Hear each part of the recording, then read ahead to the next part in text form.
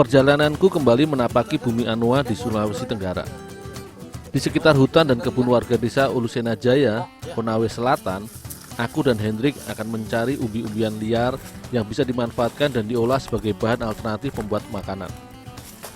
Wikoro, itulah sebutan umbi hutan yang akan kami ambil. Kami harus melihat tunas dan rambatan wikoro yang melilit pada batang lain. Tunas wikoro biasanya berupa sulur panjang berduri yang merambat di batang pohon. Umbi wikoro berada di dalam permukaan tanah yang terletak tidak terlalu dalam, di mana biasanya dari satu kumpulan terdapat banyak umbi. Semakin panjang sulurnya, biasanya akan semakin banyak pula umbi yang ditemukan.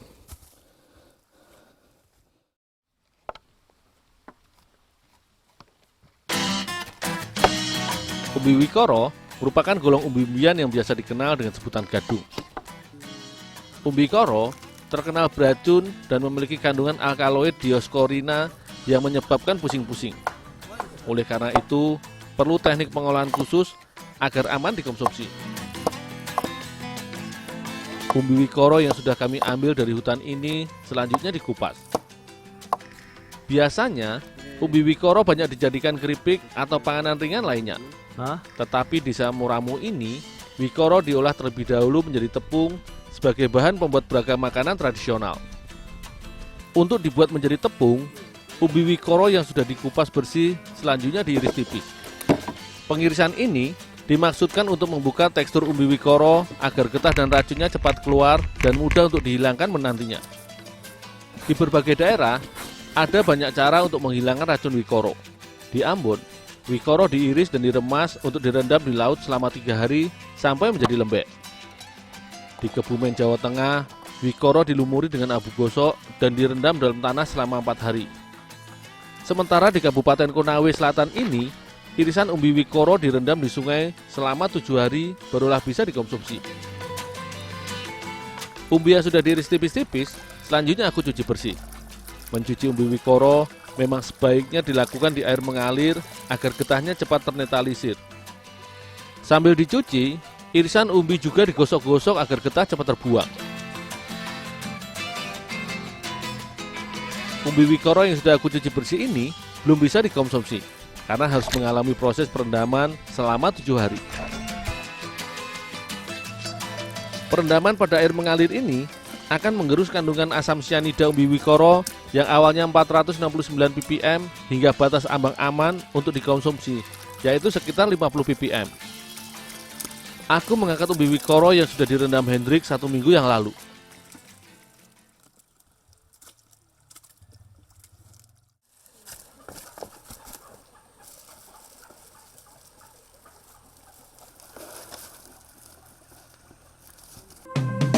Hasil rendaman wikoro selanjutnya dimasukkan ke dalam kantong untuk dikeringkan kandungan airnya. Sebelum diperah, umbi wikoro dimasukkan ke dalam karung berbentuk persegi agar dihasilkan cetakan wikoro yang berbentuk kotak.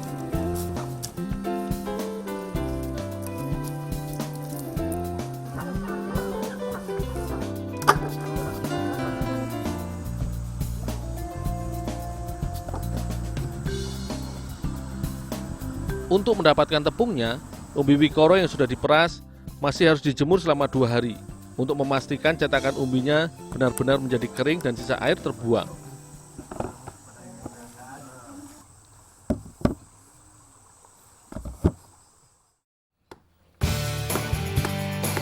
Keringan umbi wikoro ini selanjutnya tinggal ditumbuk halus hingga menghasilkan tepung.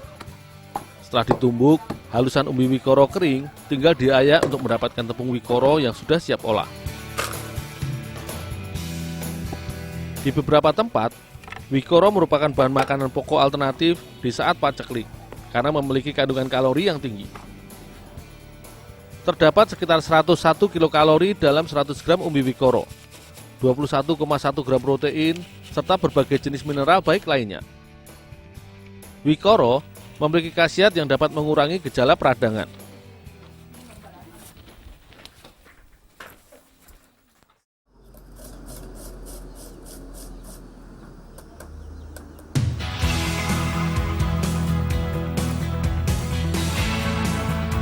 Kue tetu merupakan kue tradisional masyarakat Tolaki di desa Muramo, Konawe Selatan. Selain tepung wikoro, kita juga membutuhkan bahan pelengkap lainnya seperti gula merah, kelapa parut, dan juga santan. Khusus kelapa, sebagian parutannya akan diambil santannya, dan sebagian lagi akan jadi taburan kue tetu ini.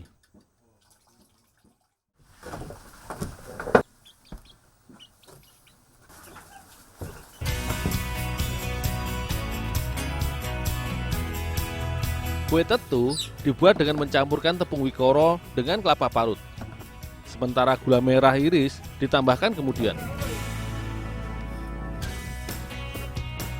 Untuk membasahi dan membantu mencampur bahan, maka santan ditambahkan ke dalam adonan sedikit demi sedikit. Adonan memang sengaja tidak dibuat encer, hanya sedikit basah sehingga menghasilkan adonan yang masih agak padat dan menggumpal. Kue tetu dicetak ke dalam wadah dari daun kelapa muda dan daun pandan. Kedua daun ini digunakan untuk mencetak kue dengan ukuran yang berbeda. Hanya saja cetakan daun pandan akan menghasilkan kue yang lebih harum. Penggunaan daun-daun sebagai alat pembungkus makanan baik buat kesehatan, karena daun memiliki kandungan polifenol yang merupakan antioksidan yang dapat melawan serangan radikal bebas. Kue yang sudah dicetak selanjutnya tinggal dikukus sebentar di dalam danda. Tidak lupa, sisa parutan kelapa ditaburkan pada bagian atas kue tetunya. Pengukusan kue ini hanya untuk mematangkan tepung wikoronya sebentar saja, sehingga kita hanya perlu waktu sekitar 20 menit, kue tetu sudah bisa masak dan bisa dinikmati.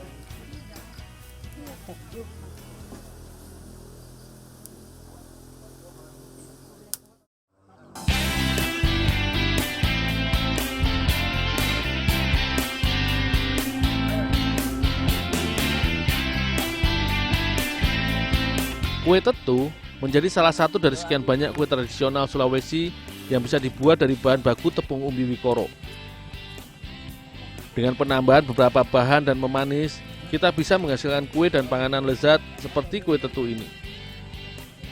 Rasa kue tetu wikoro ini manis dan gurih, sangat cocok dinikmati beramai-ramai. Dengan pengolahan yang baik, kita bisa mengolah bahan pangan yang mengandung racun sekalipun. Tetapi harus tetap diingat, mengolahnya haruslah dengan teknik yang benar.